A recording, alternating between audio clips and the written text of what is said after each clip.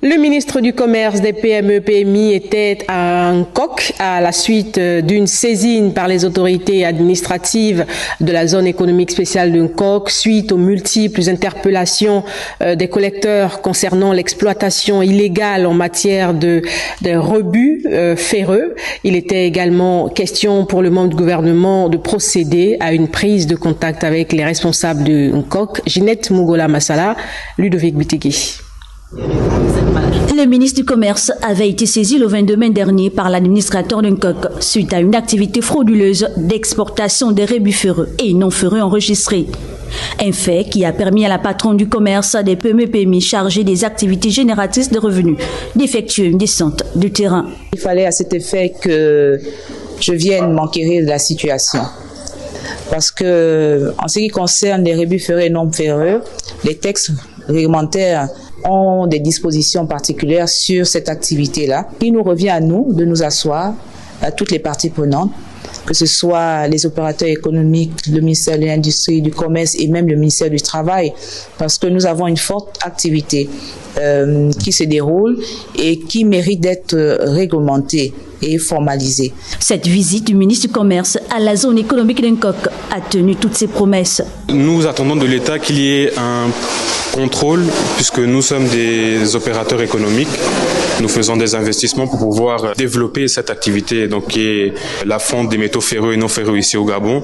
Et automatiquement, si on a besoin d'un appui pour que notre activité se passe bien comme il le faut. Comme Madame le ministre a signifié, nous aurons d'autres séances de travail et par rapport à ces différentes solutions qui seront mises en place, nous verrons dans quelle mesure savoir déjà si on est satisfait ou pas. Cette rencontre, qui a été fort enrichissante, s'inscrit dans le cadre de la transformation locale des matières premières à laquelle s'engage le Gabon. Le ministre de l'Habitat s'est entretenu avec les dirigeants de l'entreprise internationale à Doha. Sur la table, un projet de construction de logements au Gabon qui pourrait débuter très bientôt. Léonel Mboutou-Pissam, Thierry Mandaka. Résolument engagé à redynamiser le secteur de l'habitat et combler le besoin de la population, le ministre de l'Habitat, du Logement et du Cadastre a reçu en audience le directeur de l'entreprise Doha. Il y a un engagement ferme des autorités gabonaises pour que des logements abordables soient offerts aux Gabonais. Et pour ce faire, nous, en tant que promoteurs immobiliers, nous alignons sur ce projet-là et nous sommes disposés à accompagner cette vision très pragmatique du chef de l'État et de Monsieur le ministre. Dans un contexte de restructuration économique, le financement de ce projet sera fait par le partenaire Orabank. Depuis l'arrivée du CTRI au pouvoir, le président est très présent sur le terrain et l'une des préoccupations majeures que les Gabonais lui ont remontées, c'est le besoin en logements sociaux, qui est une des stratégies phares du président du CTRI, qui a mandaté le ministre de faire un projet dans ce sens.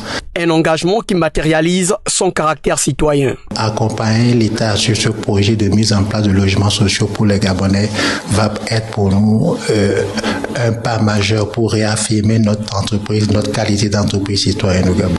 La question du logement au Gabon constitue l'une des préoccupations majeures des plus hautes autorités de la République. Une série de rencontres comble l'agenda du ministre Ludovic Menyendong pour une réponse efficace. Le ministre des Sports, lui, toujours en séjour de travail au Maroc, a visité l'Institut royal de formation des cadres de la jeunesse et des sports du Maroc. Une convention a d'ailleurs été signée entre cette structure et l'INJS. Charles Goula et Eric Hassan font le point. L'Institut royal de la formation des cadres de la jeunesse et des sports du Maroc et l'Institut national de la jeunesse et des sports du Gabon, désormais liés par une convention. Le Gabon va bénéficier d'un appui pédagogique pour la formation des sportifs et des cadres techniques. Je peux déjà compter sur vous pour pouvoir nous accompagner, pour nous aider à réaliser un certain nombre de programmes dans notre établissement.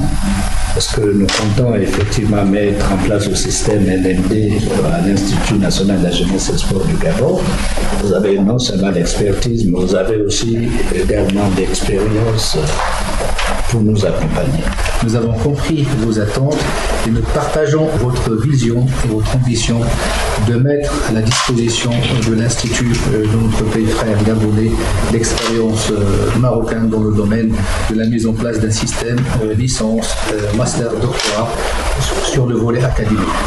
Nous sommes prêts et nous sommes vraiment contents de pouvoir partager cette expérience-là et d'aller au-delà en échangeant nos professeurs, nos chercheurs, nos étudiants pour qu'on puisse avoir une collaboration où tout le monde sera gagnant et ce gain-là donc se répercutera sur les résultats de nos athlètes, de nos sportifs sur la scène internationale et continentale.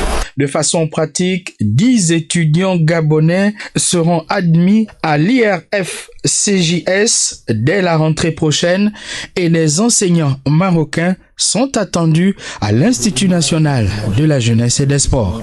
Un échange fructueux qui confirme les liens de fraternité entre le Maroc et le Gabon.